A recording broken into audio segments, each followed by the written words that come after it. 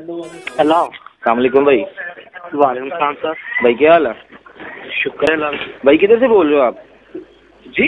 किधर से बोल रहे हो आप? आपने सर फोन किया, मैंने तो नहीं किया। अब मैं जाहिद बात कर रहा हूँ। आपका नाम क्या है? आप कौन बात कर रहे हैं? जाहिद बात कर रहा हूँ। मून बात कर रहे हैं? जाहिद बात कर रहा हूँ। आप कौन सा बोल रहे हैं? मैं सर जाहिद बात कर रहा हूँ। मैं भी जाहिद साहब, वो मैं न्यू हॉस्पिटल से बात कर रहा हूँ। वो मैंने आपको बताना था, आपके अब्बा जी का हुआ एक्सीडेंट। उनका जो है ना एक टट्टा कट गया, ठीक है?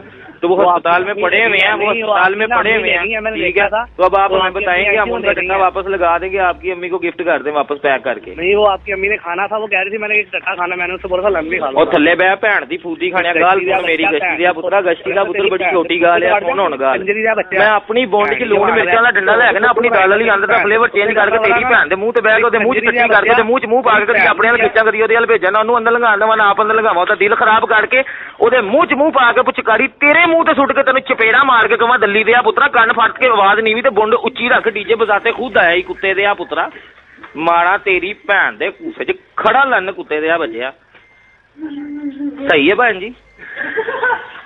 कट गाल मैं तेन दसा फिर हुण अम्मी दी फूदी खाना।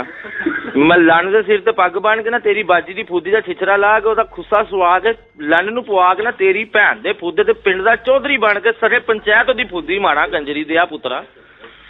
माड़ा तेरी भैन दे दिमाग च लैने ते ओदी यादां चल जा, ओनू भुलेखे च लन वजन आ के कुत्ती उड़ दिया पुत्रा। भैन दी लुल लैने तू कित्थों आया मैनू ऐ ते दस दर, आवाज नीवी करके बुंड उच्ची रखी, कन्न छड्डे मैं तेरी भैन दी फूदी ते चक वड़ देनी।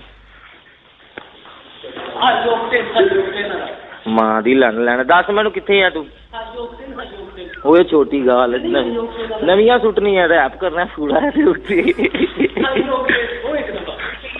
इधर आए चल जरा बुंड उच्ची कर जरा गाल सुन मां दी लन लैना, तू कहना फूदी दा बहुत छोटी गाल है। मां नू लन लैने मैं अपना फिफरा कट के जीरो दा पिस्टन ढक के बुंड च हाई ऑक्टेन पेट्रोल लैके लन ते तेरी बाजी बिठा के जीटी रोड ते जाके वन व्हीलिंग करदे 1 वे 320 दी स्पीड ते ओदी फुद्दी मारा 1 to 1 खा के। सही रहा?